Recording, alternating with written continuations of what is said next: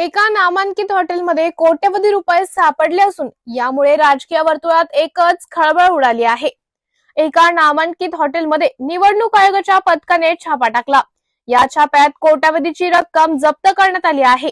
काही कोटीहून अधिक रक्कम असल्याची माहिती मिळत असून या कारवाईत मुख्यमंत्र्यांच्या जवळचा समजला जाणारे जयंत साठे यांची गाडी जप्त करण्यात आली आहे। सदर रक्कम आपली स्वतःची आहे, मी बिल्डर आहे अशी भूमिका जयंत साठे यांची असून त्यात तथ्य नसल्याची चर्चा आहे।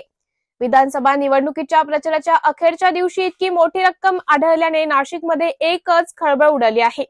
दरम्यान ही कोट्यवधीची रक्कम सत्ताधारी पक्षाची असल्याची माहिती विश्वसनीय सूत्रांकडून मिळत आहे।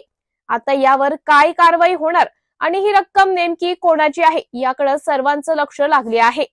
निवडणूक आयोगाने काय स्पष्टीकरण दिलेलं आहे? जर एखाद्या प्रशासनाच्या जबाबदार पदावर बसणाऱ्या जलसंपदा विभागाच्या उपसचिव या जर त्या व्हिडिओमध्ये ज्या रूममध्ये कोट्यवधी रुपये सापडलेले आहेत त्याच्यामध्ये बसलेले आहेत, त्या वाटपामध्ये त्या सहभागी आहेत, तर निवडणूक आयोग याच्यावर काय दखल घेणार आहे?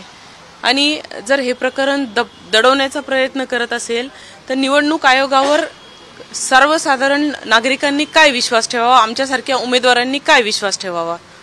मग ह्या प्रकरणामध्ये कुठेतरी हे सगळं दडवण्याचा प्रयत्न जो सुरू आहे त्याला निवडणूक आयोगाने पुढे, नाहीतर याच्यामध्ये आम्हाला न्याय प्रविष्ट बाबी होतील। मी आता खरं तर मला आज दुपारीच कळलं, त्यांनी जेव्हा पत्रकार परिषद घेतली तेव्हा आणि बेछूट आरोप करतायत ते।